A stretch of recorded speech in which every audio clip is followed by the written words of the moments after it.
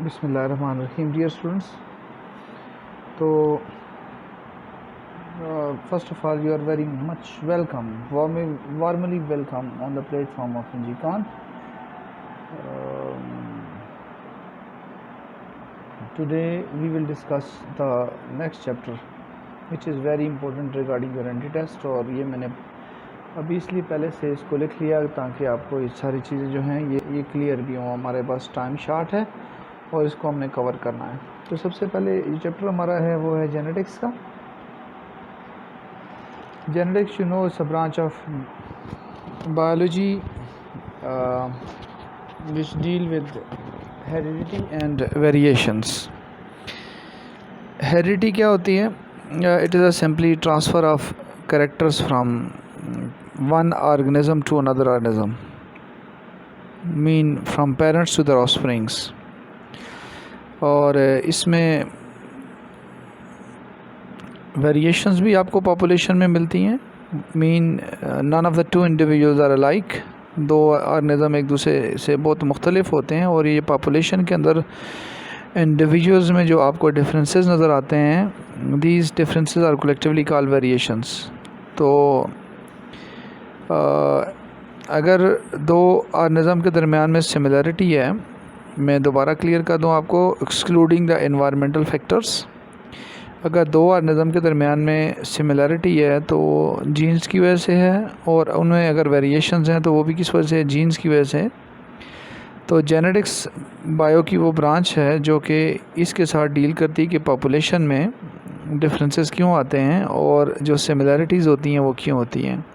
Anyhow simple genetics deal with the functioning of genes, that's simple। Father of genetics कौन है? Classical genetics में आप लोगों को पता है कि फादर ऑफ जेनेटिक्स जो है वो है Gregor John Mendel. Gregor John Mendel, very famous, हर बच्चे को इसका पता है। और इसने कौन से प्लांट पे वर्क किया था? यस, पी प्लांट के ऊपर। पी प्लांट पाइसम सटीवम के ऊपर। और इसने अपने एक्सपेरिमेंट्स जो हैं करने के लिए कितने पी प्लांट्स को ग्रो किया था? तो ये वैल्यू याद रखना, 28,000 प्लांट्स। और 28,000 प्लांट्स को ग्रो करते हुए उसने अपनी कुछ फार्मूलेशन दी थी, कुछ स्पेकुलेशंस दी थी, कुछ स्टेटमेंट्स दी थी, और उन स्टेटमेंट्स को हम इसके लाज कहते हैं। तो बेसिकली जो हैं वो 3 लाज आ जाते हैं इसके। एक आ जाता है हमारे पास कौन सा? Law of dominance. दूसरा हमारे पास आ जाता है जी segregation.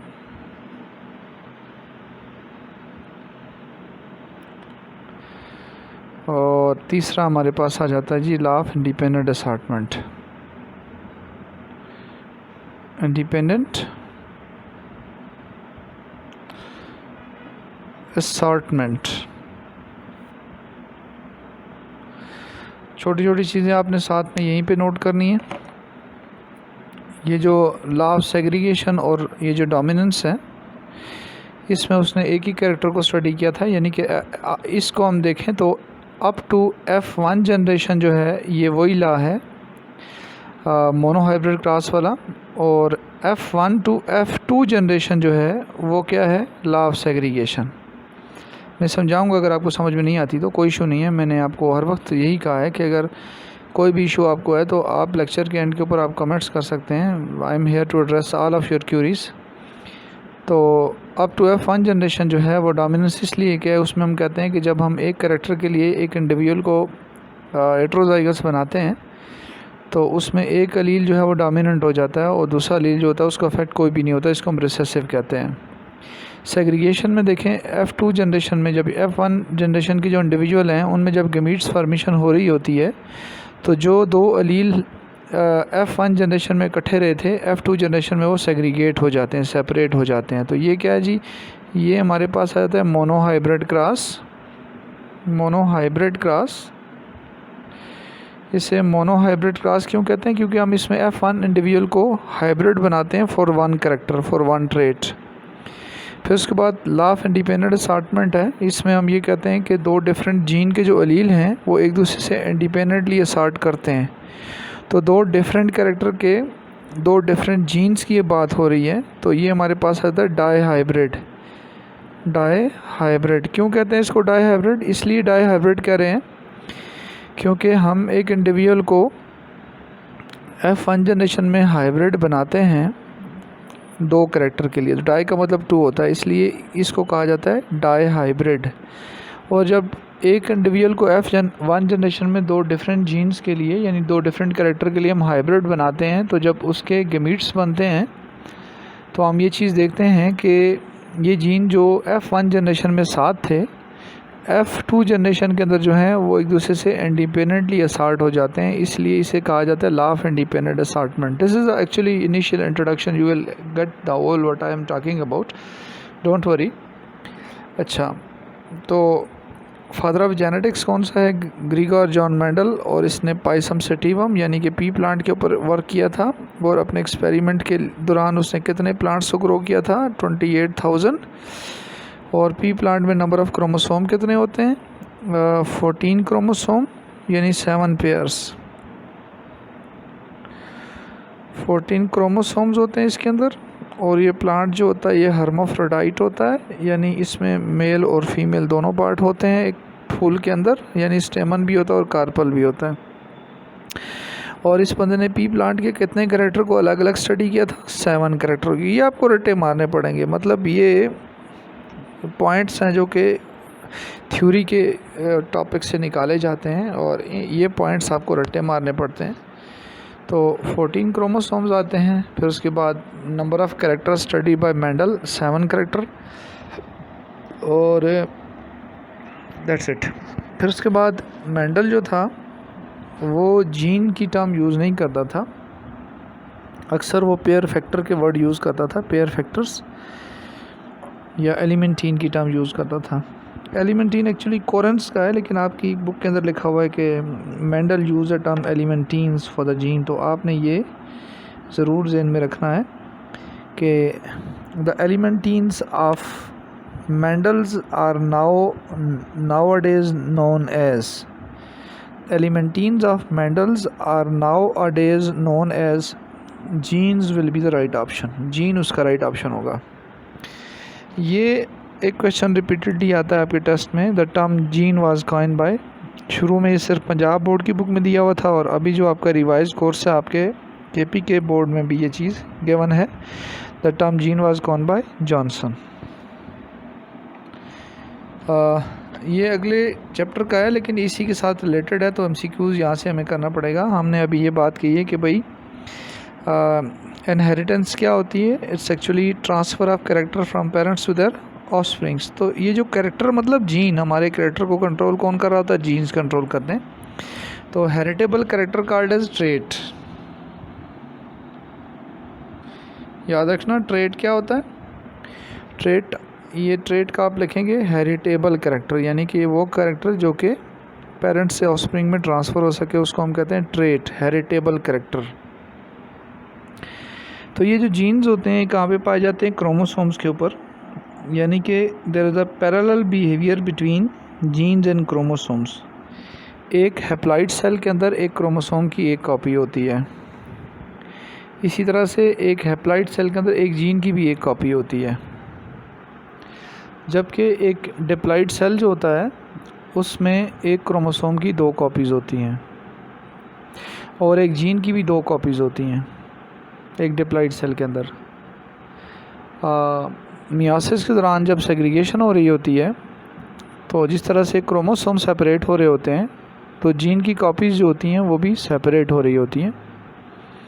All these comments actually shows the parallel behaviour between genes and chromosomes. Simply one can conclude that the chromosomes transfer from parents to their offsprings and they also carry the parental genes. Mean जब chromosome parents से offspring में transfer हो रहे होते हैं तो वो parental gene को भी लेके जाते हैं, क्योंकि जीन जो होते हैं वो क्रोमोसोम्स पे होते हैं। और अगर आपसे शार्ट में क्वेश्चन पूछता है कि what is the house of gene in the chromosome, तो आप लोगों को पता है ना उसका क्या है, locus. House of gene on a chromosome is called as locus. तो ये जो कॉन्सेप्ट है कि पेरेंटल जीन्स को उनके क्रोमोसोम ट्रांसफ़र करते हैं to their offsprings, that parallel behaviour between gene and chromosome, this was first given by Carl Correns in 1900। ये आपने ज़रूर याद रखना है, बिकॉज ये चीज़ें आती हैं कार्ल कोरेन ने 1900 में, बट इसके पास कोई एक्सपेरिमेंटल प्रूव नहीं था, सपोर्ट नहीं थी। तो the actual credit can be given to the another person called Walter Sutton and Theodore Boveri. Walter Sutton जो था, इसने इसको एक्सपेरिमेंटली प्रूव किया और स्ट्रॉन्ग एविडेंस के साथ कहा कि यस, ये जो पेरेंटल जीन्स होते हैं ये क्रोमोसोम्स के थ्रू ही ट्रांसफ़र होते हैं, और क्रोमोसोम्स और जीन में पैरेलल बिहेवियर है। ये स्टेटमेंट वाल्टर सुटन ने दी थी। तो क्वेश्चन अगर आपसे पूछता है chromosomal theory of inheritance was first given by, तो right option Carl Correns. Experimentally proven by, तो आप कोरेन नहीं करोगे, वाल्टर सुटन करोगे एंड थियोडोर बोवरी। अब ये है कि ये जो लाइन है इसमें मैंने 3 चीज़ों को कवर करने की कोशिश की है। क्रोमोसोम और डीएनए के चैप्टर में दिया हुआ कॉन्सेप्ट जीन, तो ये है द कॉन्सेप्ट ऑफ पैनजेनेसिस, यानी कि जो इनिशियल कॉन्सेप्ट था चार्ल्स डार्विन का, वो पैनजेनेसिस का कॉन्सेप्ट था कि भाई ये जो पेरेंटल कैरेक्टर ऑफस्प्रिंग में ट्रांसफ़र हो रहे हैं, एक स्पेसिफिक मटेरियल के ज़रिए ट्रांसफ़र हो रहे हैं, and that material keep on circulating in the plasma. ये बॉडी फ्लूइड के अंदर होता है, और जब ये मैटिंग का टाइम आता है तो ये मटेरियल जो होता है गोनेड्स में इकट्ठा हो जाता है, यानी उसको पैनजेनेसिस का कॉन्सेप्ट किया जाए। इसको the concept of pangenesis was given by, एक MCQs है, right option Charles Darwin, and this concept was rejected by Francis Galton. करोगे आप MCQs की तरफ आओ, बकाया स्टोरीज नहीं, फ्रांसिस गाल्टन। तो फ्रांसिस गाल्टन ने किस पे एक्सपेरिमेंट किया था, रैबिट्स में। एक रैबिट का बॉडी फ्लूइड निकाल के दूसरे में लगाया था, कोई कैरेक्टर ट्रांसफ़र नहीं हुए थे। ये बात प्रूव करती है कि जो कैरेक्टर को ट्रांसफ़र करने वाला मटेरियल है इस तरीके से फ्रीली फ्लो नहीं कर रहा होता है। Anyhow, the term pangenesis was reduce trim to the pangene by, आप रटा मारोगे इसको, हुगो डी वेरिस। और जीन की टर्म सबसे पहले किसने यूज़ की, जॉनसन ने, और जेनेटिक्स की टर्म किसने यूज़ की, विलियम बैटसन ने। ये वो चीज़ें हैं जो कि रटे से आती हैं, जिनमें कोई चीज़ अभी समझाने की नहीं है। इसी तरह की चीज़ों को हम अभी आगे लेके चलते हैं। Wait for the change of this paper. हाँ, तो अब यूँ है कि जीन के लिए टर्म कौन सी यूज़ होती है, तो alternative term that can be used for gene। तो यहाँ पे स्टूडेंट जब ये बात सुनता है ना तो वो एकदम अलील की तरफ जाता है कि यार ये लिखा हुआ है अल्टरनेटिव टर्म, हम इसके जीन के लिए कौन सी अलग सी टर्म यूज़ कर सकते हैं।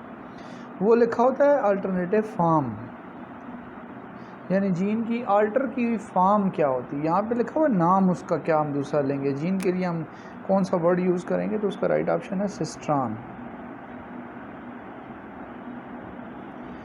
यानी सिस्ट्रॉन क्या है, जीन के लिए अल्टर, जैसे म्यूटान और रिप्लिकान, लेकिन वो आपका नहीं है, सिर्फ आप ये रट्टा लगाएं बेशक। अच्छा, यूकैरियोट्स की अगर हम बात करें तो यूकैरियोट्स के जीन के स्टार्ट में एक सिंगल प्रमोटर होता है, बीच में स्ट्रक्चरल यूनिट होती है और आखिर में टर्मिनेटर होता है। यानी कि हर एक जीन के स्टार्ट में एक प्रमोटर होता है। तो यूकैरियोटिक जीन्स आर, ये क्वेश्चन पूछता है ना। यूक्रेटिक प्रोमोटर्स आर आप कर लें।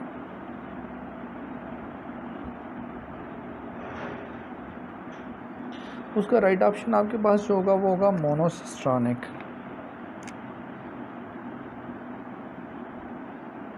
मोनोसिस्ट्रॉनिक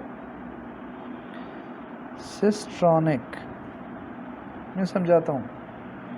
मोनोसिस्ट्रॉनिक का मतलब ये होता है कि हर एक जीन के स्टार्ट में एक प्रमोटर होता है, यानी कि single promoter control the expression of single cistron. Cistron क्या है? जीन। एक जीन एक प्रमोटर, यानी कि 3 पार्ट्स आप देखें, मैंने कहा एक प्रमोटर होता है, एक स्ट्रक्चरल यूनिट होती है और एक टर्मिनेटर होता है। लेकिन अगर आप देखें तो प्रोकैरियोट्स की अगर हम बात करें, प्रोकैरियोट्स की, ये कहीं बाहर से नहीं है, आपने पढ़ा हुआ लाइकोपेरॉन के बारे में। तो प्रोकैरियोट्स की अगर हम बात करें तो उसके जो प्रमोटर होते हैं दे आर पॉलीसिस्ट्रॉनिक। पॉलीसिस्ट्रॉनिक और पॉलीसिस्ट्रॉनिक प्रमोटर जो होते हैं उन्हें कहा जाता है ओपेरॉन्स। ओपेरॉन्स क्या मतलब है इस बात का? ये एक क्वेश्चन याद रखना, ये MCQs है। यानी कि एक प्रमोटर जो होता है वो एक से ज़्यादा जीन की एक्सप्रेशन को कंट्रोल करता है। अभी आप अपनी बुक खोल के देखें, वहाँ पे लाइकोपेरॉन लिखा हुआ है और उसमें एक प्रमोटर है, फिर आगे जीन है, Y जीन है, फिर उसके बाद Z जीन है, फिर उसके बाद A जीन है। तो वहाँ पे एक प्रमोटर 3 जीन को कंट्रोल कर रहा होता है। तो लाइकोपेरॉन कैसा है? लाइकोपेरॉन ये ट्राइसिस्ट्रॉनिक।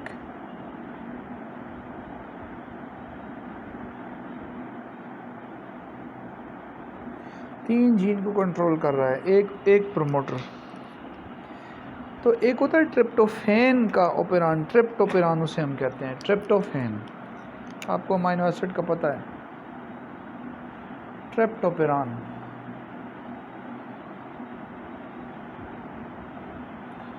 ट्रिप्टोपेरॉन जो है वो क्या है? पेंटासिस्ट्रॉनिक। समझ गए होंगे आप।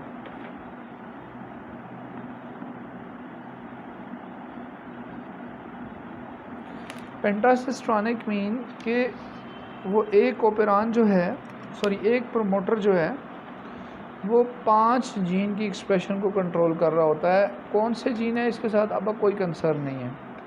मैंने कहा आप इसको यहाँ पे सिर्फ और सिर्फ क्रैमिंग करें, ये आपके लिए बहुत ज़रूरी है। तो ये चीज़ आपने जहन में रखनी है। अब आप अगर देखें तो आपको मैं एक छोटा सा कॉन्सेप्ट बताता हूँ, जीन असल में होते। ये आप देखें, this is one of the modern concept of a gene. आपके सामने ये लिखा हुआ है जीन के बारे में कि जीन क्या होता है। तो जीन जो है that is a specific sequence of nucleotide in the DNA, the sequence which will later on make the functional product. Remember, this functional product will not always be a protein. देखें, transfer RNA which will not be translated into the language of protein. Ribosomal RNA है which not will be translated in the language of protein. लेकिन जो आपका messenger RNA होता है वो असल में कोड कैरी करके लेके आता है, और उन कोड्स का फंक्शन क्या होता है कि those will determine the number and sequence of amino acid in a protein. मैं आपके सामने अभी एक चीज़ बनाऊंगा, नो इशू, आपको क्लियर कट समझ आ जाएगी। आप देखें, ये आपके पास जो है, सपोज़ करें ये DNA का एक पूरा मॉलिक्यूल है, तो इसको आप लोग कह रहे हैं जीन का पोर्शन आ गया, ये जीन आ गया। तो डेफिनेटली अगर डीएनए न्यूक्लियोटाइड से मिलके बना हुआ है तो जीन भी न्यूक्लियोटाइड से मिलके बना होगा। और मैंने कहा था कि इसके 3 पार्ट्स होते हैं। एक इसका आ गया प्रमोटर, फिर ये ग्रीन सेक्शन आप देख लें, ये स्ट्रक्चरल यूनिट आ गई। आप परेशान होंगे कि भाई ये बंदा इधर क्या पढ़ा रहा है इनहेरिटेंस में, आपको नहीं इस चीज़ का आइडिया, तो मैं बताऊंगा इस क्यों पढ़ा रहा हूँ। पहले जीन का कॉन्सेप्ट हो तो फिर हम अलील के कॉन्सेप्ट को जान सकते हैं, फिर आगे हम जेनेटिक्स को जान सकते हैं। तो ये आ गया टर्मिनेटर।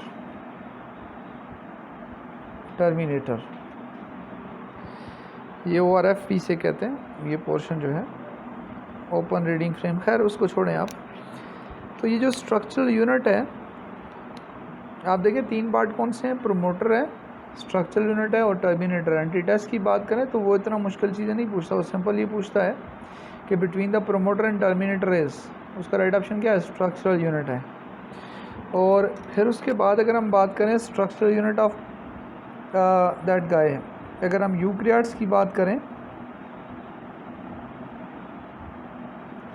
और अगर हम प्रोकैरियोट्स की बात करें तो प्रोकैरियोट्स के जो स्ट्रक्चर यूनिट होते हैं they are more efficient because they do not have a intervening sequences, जिन्हें हम इंट्रॉन्स कहते हैं। They have only exons. इसमें सिर्फ और सिर्फ एक्सॉन्स होते हैं, जबकि यूकैरियोट्स में आप देखें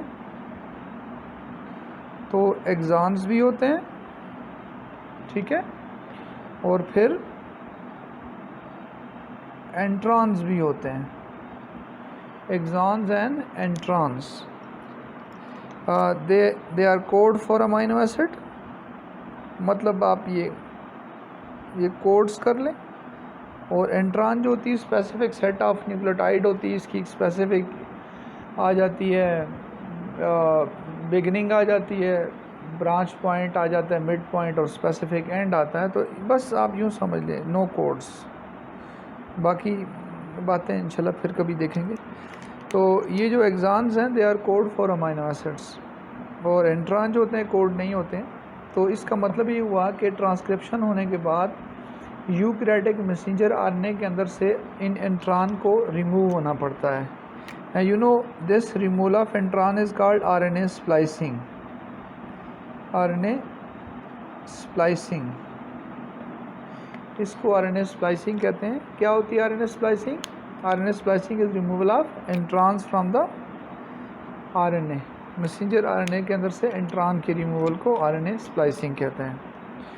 तो ये तो आपके सामने एक रफ आइडिया है, और आप इस वीडियो को देख के ऊपर जो डेफिनेशन लिखी हुई है उसको आप कॉपी कर सकते हैं। ये क्लियर आपको हो जाएगा यहाँ से कि भाई लिखा हुआ क्या है। मैं आपको अभी एक दूसरा पेज दिखाता हूँ जिसमें आपको ये क्लियर होगा कि भाई किस तरीके से जो है वो डीएनए कोड कर रहा होता है प्रोटीन को। तो स्टे ट्यून, मैं इसको चेंज करता हूँ अभी। यहाँ देखें आप, मैंने आपको ये दिखा रहा हूँ कि ये डीएनए, और फिर आगे जो है वो इसमें कौन कौन सी चीज़ें आ जाती हैं। इस पे आए, इस मॉलिक्यूल ऑफ डीएनए, आपने इस डायरेक्शन में जाना। तो DNA, you know this DNA made up of nucleotides, cytosine, guanine, thymine, guanine, ये डीएनए का मॉलिक्यूल है। डबल स्ट्रैंड है। 2 strands of DNA are anti parallel 5 prime to 3 prime. क्या मतलब होता है इसका कि 5 प्राइम ये वो एंड होता है जहाँ पे फास्फेट होता है, और 3 प्राइम वो होता है जहाँ पे OH ग्रुप होता है। ये आपने ध्यान में रखना है। यानी यहाँ पे क्या होगा, OH ग्रुप होगा, यहाँ पे क्या होगा, फास्फेट होगा। तो ये डीएनए के अंदर जो इनकोडेड इन्फॉर्मेशन है न्यूक्लियोटाइड की, that will B translated in the messenger RNA. You can say this messenger RNA. ये आपके सामने मैसेंजर आरएनए है। जैसे देखें ये कोडिंग स्ट्रैंड आ गई इसकी, जिसे हम कोडिंग स्ट्रैंड को सेंस स्ट्रैंड भी कहते हैं, और ये इसकी आ जाती है टेम्पलेट स्ट्रैंड, जिसे एंटी सेंस भी कहा जाता है। अब कोडिंग स्ट्रैंड जो है, कोडिंग स्ट्रैंड के बिल्कुल मुताबिक जो है वो आपके सामने मैसेंजर आरएनए बना हुआ है। तो मैसेंजर आरएनए किससे मिलकर बना होता है? Definitely it's one of the nucleic acid composed of nucleotide, और वहाँ पे न्यूक्लियोटाइड को सीक्वेंस कौन कर रहा होता है? डीएनए। देखें यहाँ पे साइटोसिन है, इधर भी साइटोसिन है, गुआनिन है, गुआनिन है, थायमिन की जगह यूरेसिल होगा, यहाँ पे guanine guanine guanine guanine, adenine adenine, thymine की जगह क्या होगा? यूरेसिल होगा। यानी जो मैसेंजर आरएनए बनेगा that will be almost all alike to the coding strand. ये आप डीएनए की कोडिंग स्ट्रैंड है। Coding strand is also called as sense strand, और ये इसके ऑपोजिट साइड पे जो स्ट्रैंड है उसको हम कहते हैं template strand. Template strand is also called anti sense strand. तो ये जो न्यूक्लियोटाइड है इसको आप प्रॉपरली देखें तो आपको ये ट्रिपल सेट मिल रहे हैं, 1 2 3 sequence of consecutive 3 nucleotide that will B information for a particular amino acid GGA।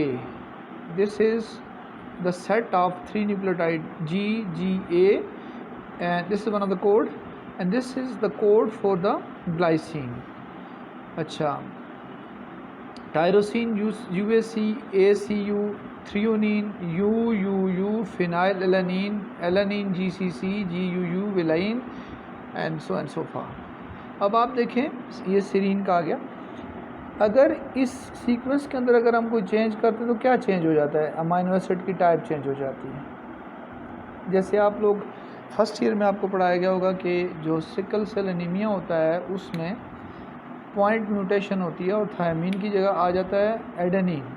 तो बीटा चेन की पोजीशन नंबर 6 के ऊपर नॉर्मल बंदे का जो होता है वो होता है ग्लूटामिक एसिड, लेकिन जिस बंदे में ये म्यूटेशन हुई होती है तो उसमें बीटा चेन की पोजीशन नंबर 6 के ऊपर ग्लूटामिक एसिड की जगह वेलाइन आ जाता है। वेलाइन ये वाला है GUU, ये वेलाइन जो आ जाता है। तो सिर्फ एक अमाइनो एसिड चेंज होने की वजह से आरबीसी की शेप जो होती है वो सिकल शेप हो जाती है। तो आपके फीचर जो होते हैं वो इस तरह से डिटरमिनेट हो रहे होते हैं, डीएनए से आरएनए कोड, फिर उसके बाद जो है ये अमाइनो एसिड के अंदर प्रोटीन। लेकिन मैंने आपको कहा है कि भाई हमेशा यही नहीं है कि ये प्रोटीन बन रही है ना, तो ये ज़रूरी नहीं है कि प्रोटीन ही बने। जैसे एक जीन है ट्रांसफ़र आरएनए का, तो वो प्रोटीन नहीं बनाएगा, वो ट्रांसफ़र आरएनए बनाएगा। एक राइबोसोमल आरएनए का, वो राइबोसोमल आरएनए बनाएगा, वो आगे ट्रांसलेट होकर प्रोटीन नहीं बनाता है, व्हाटएवर। तो ये एक छोटा सा कॉन्सेप्ट है कि how the genes are actually working. अब सपोज़ करें आप यहीं पे रुकें, थोड़ी चीज़ को समझें। सपोज़ करें आपकी पॉपुलेशन के अंदर ये एक जीन है जिसमें ये सीक्वेंस है न्यूक्लियोटाइड की। अगर ये सीक्वेंस यहाँ पे एडेनिन की जगह थायमीन आ जाता है, सपोज़ करें ये थायमीन आ जाता है यहाँ पे, या फिर सपोज़ करें यहाँ पे साइटोसिन जो है उसकी जगह गुआनिन आ जाता है या थायमीन आ जाता है, तो अमाइनो एसिड की टाइप चेंज आ जाएगी और आपके फीचर में वेरिएशन आएगी। तो अगर ये आपका पॉपुलेशन में मोस्ट अबंडेंट फॉर्म है किसी पर्टिकुलर जीन की, तो उसके अंदर जो वेरिएशन आती है, फॉर एग्ज़ाम्पल यहाँ पे U है तो इधर G आ जाए, UGU, इधर G आ जाए, तो इसी जीन की एक नई फॉर्म बन जाती है। तो इस जीन की जो नई फॉर्म बनती है उसको हम कहते हैं एलील, यानी कि alternative form of gene called as allele. ये मैं अभी आपके सामने बताता भी हूँ ये क्या चीज़ है। तो ये देखें आप जीन कैसे चलते हैं और क्या होता है, फिर हम मेंडल की तरफ भी जाएंगे। This not a big issue. तो लेकिन पहले आप कॉन्सेप्ट ये क्लियर। तो आप देखें ये इमेज आपके सामने एक बना हुआ है, इट्स वेरी गुड प्रेजेंटेशन। ये मेल का स्पर्म आ गया और ये फीमेल का ओवम आ जाता है। अब इनके अंदर ये क्रोमोसोम है। देखिए क्रोमोसोम के ऊपर मैंने आपको कहा कि ये जो जीन, ये जो ABC लिखा हुआ है ये क्या है? जीन है। क्रोमोसोम पे वो जगह जहाँ पे जीन पाया जाता है उसे क्या कहते हैं? लोकस कहते हैं। This is locus, house of a gene. अब इसमें देखें तो आपको एक चीज़ मिलेगी कि इसमें एक क्रोमोसोम की एक कॉपी है और एक जीन की भी एक कॉपी है। देखें कैसे, एक क्रोमोसोम है इस पे ABCD जीन है, दूसरा क्रोमोसोम है KLMN। इस जैसा दूसरा कोई क्रोमोसोम नहीं है, इस जैसा दूसरा कोई क्रोमोसोम नहीं है। यहाँ पे भी देखें आप, एक क्रोमोसोम की एक कॉपी है, इस जैसा दूसरा कोई क्रोमोसोम नहीं है इस सेल के अंदर। ये भी एक क्रोमोसोम है, इस जैसा दूसरा कोई क्रोमोसोम नहीं है इस सेल के अंदर। यानी ये जो सेल्स आपके सामने बने हुए हैं, both these cells are haploid. Haploid cell होते हैं। अब हैप्लॉइड सेल के अंदर नॉर्मली हमारे पास एक क्रोमोसोम की एक कॉपी होती है और एक जीन की भी एक कॉपी होती है, जैसे आपके सामने डिस्प्ले है। और जब दो हैप्लॉइड सेल मिलते हैं तो उससे हमारे पास, जैसे हमारे बॉडी के सेल हैं, ये ज़ाइगोट वगैरह बन जाता है या फिर उसके बाद बॉडी सेल बनते हैं, इधर डिप्लॉइड। आप गौर करें कि डिप्लॉइड सेल के अंदर जो है एक क्रोमोसोम की दो कॉपीज़ हैं, एक जैसे क्रोमोसोम है, और इन दो क्रोमोसोम को, इस पेयर को हम होमोलोगस क्रोमोसोम कहेंगे। यानी एक हमारे पास फादर साइड से है, एक मदर से आया है। यानी इधर अगर आप देखें तो एक कन्फ्यूजन यूँ भी हो सकती है, आप देखो आपको यार ये भी तो दोनों एक जैसे, नहीं, एक जैसे नहीं है। मे बी आपको दिखने में एक जैसे लग रहे हों, सेंट्रोमियर की पोजीशन सेम हो, क्रोमेटिड की लेंथ सेम हो, लेकिन जो मेन चीज़ होती है वो होती है जीन की। तो जीन का लोकस डिफरेंट है। आप देखें लोकस नंबर 1 के ऊपर ए जीन है, यहाँ पे लोकस नंबर 1 पे के जीन है, लोकस नंबर 2 के ऊपर बी जीन है, यहाँ लोकस नंबर 2 के ऊपर एल जीन है। तो देयर नो मोर होमोलोगस। तो एक हैप्लॉइड सेल के अंदर होमोलोगस क्रोमोसोम नहीं होते हैं, जबकि एक डिप्लॉइड सेल के अंदर होमोलोगस क्रोमोसोम्स होते हैं। अब ये जो पेयर आपके सामने मैंने बनाया है, ये क्या है? होमोलोगस क्रोमोसोम का है, होमोलोगस क्रोमोसोम। हालांकि क्रोमोसोम जो होते हैं वो अपनी इस फॉर्म में होते हैं, जो आप, खैर वो हमारी अभी फ़िलहाल की बहस नहीं है। इसमें आप देखें ये जो जीन ए है, इसी जैसा जीन ए यहाँ पे पाया जाता है, यानी कि इसके स्ट्रक्चर में कोई वेरिएशन नहीं आई है। Both copies of this gene they are recessive. इधर आप आए यहाँ पे, what about this guy, capital B and small B. इसमें एक जो कॉपी है जीन की वो अपनी ओरिजिनल शेप में है, डोमिनेंट फॉर्म में है, और इसकी एक कॉपी के अंदर कोई चेंज आई है, म्यूटेट हुआ है और इसकी नई फॉर्म आ गई है, इसको अलील हम कहेंगे। अब इस करैक्टर के लिए ये जो इंडिविजुअल है ये है heterozygous, heterozygous dominant, heterozygous dominant. एक और टर्म भी होती है हेमीजाइगस, जैसे मेल जो है उसमें XY क्रोमोसोम होते हैं तो हेमीजाइगस होते हैं। खैर आई एम होपफुल आपको ये सेंस समझ आया होगा। अब एक चीज़ आप यहाँ से नोट करें ताकि आपको आगे मेंडल के लॉज को समझने में मसला ना हो। I am trying my level best to clear your all concepts so you can easily understand the all chapters। ये जो हुआ हमने क्रिएट किया होता है इतना मुश्किल होता नहीं है जितना हमने खुद बनाया होता है, इससे मुश्किल और चैप्टर्स होते हैं। ये तो सीधी सीधी बातें हैं। हैप्लॉइड सेल के अंदर एक जीन की एक कॉपी है, इससे आप एक ले लो ना, ए ले लो। डिप्लॉइड सेल के अंदर जो है एक जीन की दो कॉपीज़। चलें हम क्या लेते हैं, हम इस बी को ले लेते हैं। ये देखो, ये सपोज करें बी ब्लैक कलर के लिए कैपिटल बी, और ये जो स्मॉल बी है ये ब्राउन कलर की है। मैं आपको सिर्फ एक एग्जांपल दे रहा हूँ। तो ये एक दूसरे के कंट्रास्टिंग अलील्स आ जाते हैं। जीन एक ही है, कंट्रास्टिंग फिनोटाइप्स आ जाती हैं, जो एक्सप्रेशन होती है, एक ब्राउन है और दूसरी ब्लैक है। तो इस बंदे का आई कलर ब्लैक होगा, इसका ब्राउन होगा। जब हमने इसको इकट्ठा लाया तो यहाँ कैपिटल बी स्मॉल बी, जो हेट्रोजाइगस कंडीशन में जो फिनोटाइप अपने आप को एक्सप्रेस करेगी उसको हम डोमिनेंट कहेंगे। तो अगर इस बंदे की आई कलर ब्लैक होता है तो इसका मतलब क्या हुआ कि ब्लैक कलर का जो अलील है, ब्लैक कलर का जो जीन है वो डोमिनेंट है, और उसकी जो म्यूटेटेड फॉर्म है स्मॉल बी वो रिसेसिव है, because it is not showing its expression in the heterozygous condition. So capital B black for will be the dominant and small B brown will be the recessive. तो दो contrasting alleles एक ही straight के, एक ही character के हैं, उनको जब आपने इकट्ठा लाया तो ये इकट्ठे रहते हैं। लेकिन नेक्स्ट जनरेशन में जब गेमीट्स बनेंगे तो ऊपर तो देखो ना यार, वो भी तो हैप्लॉइड है। इस डिप्लॉइड सेल के अंदर जब मियोसिस होती है तो हैप्लॉइड सेल बनते हैं, यानी जब गेमीट बनेंगे तो ये दोनों अलील एक दूसरे से अलग हो जाएंगे। That will be law of segregation. यहाँ पे लॉ ऑफ डोमिनेंट है, यानी आप tell this F1 generation law of dominant आ गया, और जब इस बंदे के गेमीट्स बनेंगे और ये दोनों एलील एक दूसरे से अलग हो जाएंगे तो उसको हम सेग्रीगेशन कहेंगे। मैं आगे समझाता हूँ आपको, लेकिन आप इसको समझ जाओ, ऑटोमेटिकली आपको किसी चीज़ की ज़रूरत ही नहीं पड़ती है कि भाई आगे आप एक्सप्लेनेशंस करो। चलते हैं मेंडल की तरफ और उसके कुछ क्रासेस को हम देखते हैं कि भाई उसने क्या क्रासेस की हैं, क्योंकि वो भी एक फॉर्मेलिटी पूरी करनी पड़ती है। अदरवाइज़ ये जो आपके सामने इमेज बना हुआ है, it is making each and everything very much clear.